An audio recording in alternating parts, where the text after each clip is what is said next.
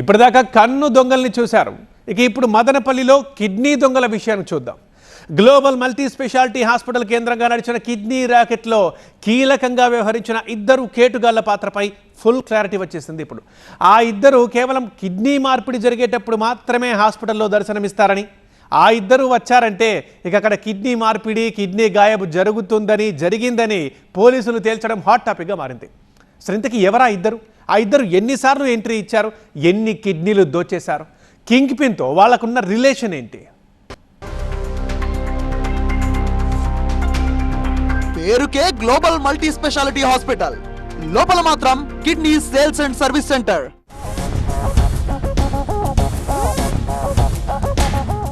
Yes, మదనపల్లిలో ఇదే ఆసుపత్రి కేంద్రంగా నడిచిన కిడ్నీ దందా గుట్టురట్టు చేసిన అధికారులు ఇన్వెస్టిగేషన్ ను స్పీడప్ చేశారు.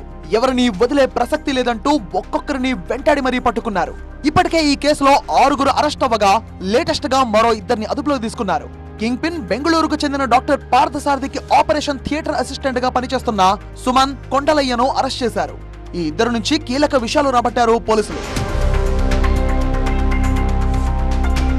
కడప జిల్లాకు చెందిన సుమన్, కొండయ్య ఇద్దరు కేవలం కిడ్నీ మార్పిడి ఆపరేషన్ల టైంలోనే ఆసుపత్రిలో దర్శనమిస్తారని వెల్లడించారు పోలీసులు. ఒక్కో ఆపరేషన్ కు 5,000 రూపాయలు తీసుకుని వెళ్తారని తెలిపారు.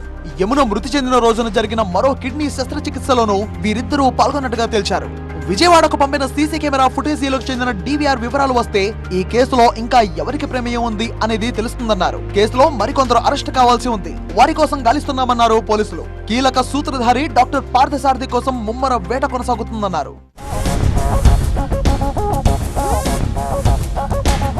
విశాఖకు చెందిన యమునకి ఈ గ్లోబల్ ఆసుపత్రిలోనే గుట్టుగా కిడ్నీ మార్పిడి చేస్తుండగా ఆమె మృతి చెందింది.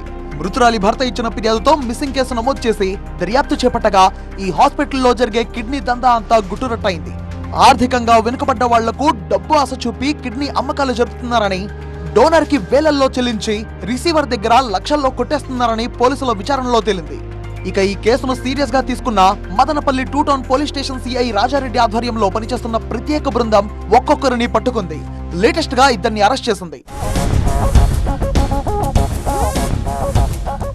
మొత్తంగా డాక్టర్ పార్థసారథి చిక్కితే ఈ కేసులో కీలక సమాచారం వెలుగులోకి వచ్చే ఛాన్స్ ఉంది. ఎన్నాళ్లుగా ఈ దందా నడుస్తోంది? ఎక్కడి నుంచి ఎక్కడి వరకు నెట్వర్క్ ఉంది? ఈ స్కామ్ లో ఇంకా ఎవరెవరి ప్రమేయం ఉంది అనే ప్రశ్నలకు సమాధానం దొరుకుతోంది.